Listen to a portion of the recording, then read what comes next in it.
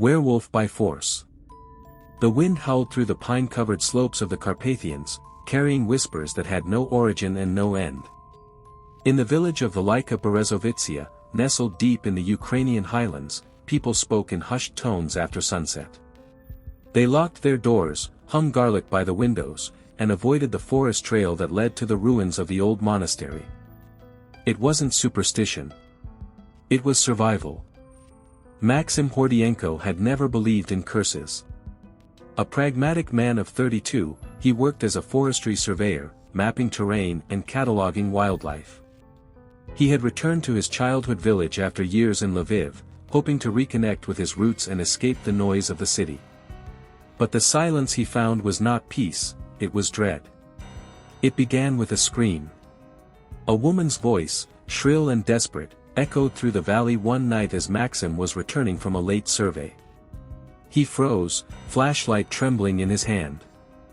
The scream came again, followed by a guttural growl that made his blood run cold. He ran toward the sound, heart pounding, and found a clearing bathed in moonlight. There, he saw her. She was crouched over a body, her back arched unnaturally, hair wild and matted. Her hands, no, claws, were soaked in blood. The corpse beneath her was barely recognizable. Maksym stepped back, snapping a twig. Her head jerked up. Eyes like molten gold locked onto his. She lunged. He didn't remember the bite. Only the pain. The fire that spread through his veins. The darkness that swallowed him whole. He woke 3 days later in his cabin, drenched in sweat, his clothes shredded. His body ached in places he didn't know could ache. His nails were longer. His senses sharper. He could hear the heartbeat of a mouse beneath the floorboards. Smell the pine sap on the wind. Taste the iron in the air. He was changing. The village elder, Baba Zoya, came to him that evening. She was 90 if she was a day, her spine bent like the branches of the ancient yew behind her cottage. She looked at him with eyes that had seen too much. "She chose you," she said simply. "Who?" Maksym asked, though he already knew. "The forest bride. The cursed one. She was once like you. Bitten. Changed. But she gave in. Became the beast. Now she seeks others to join her. You must resist. Resist." As if it were that simple. Each night, the pull grew stronger. The moon whispered to him. His dreams were filled with blood and fur and the thrill of the hunt. He began waking in strange places, on rooftops, in barns, once in the middle of the river, naked and shivering. He tried chaining himself. Drugging himself. Praying. Nothing worked. Then came the hunger. It wasn't just for meat. It was for violence. For dominance. For the chase.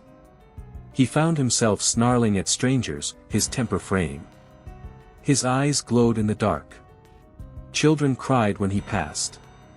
Dogs whimpered. He was losing himself. But he wasn't alone.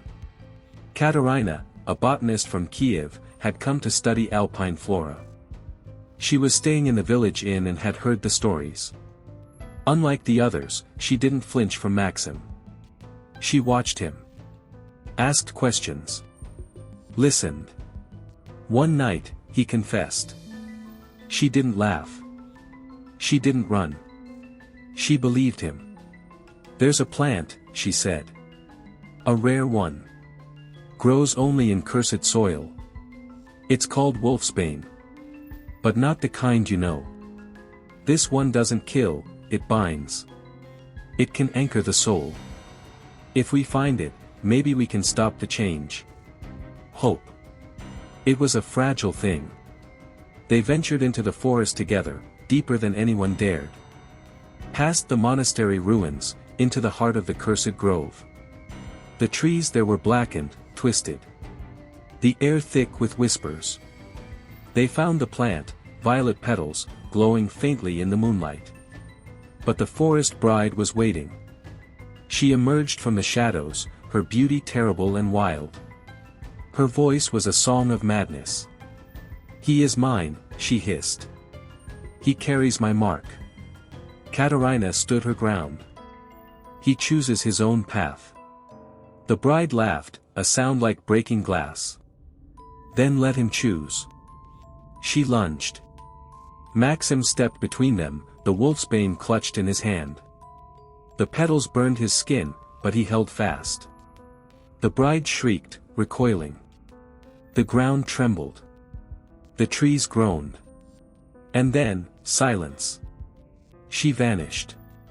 Maksym collapsed. He woke in Katerina's arms, the dawn breaking. The hunger was gone. The fire extinguished. He was himself.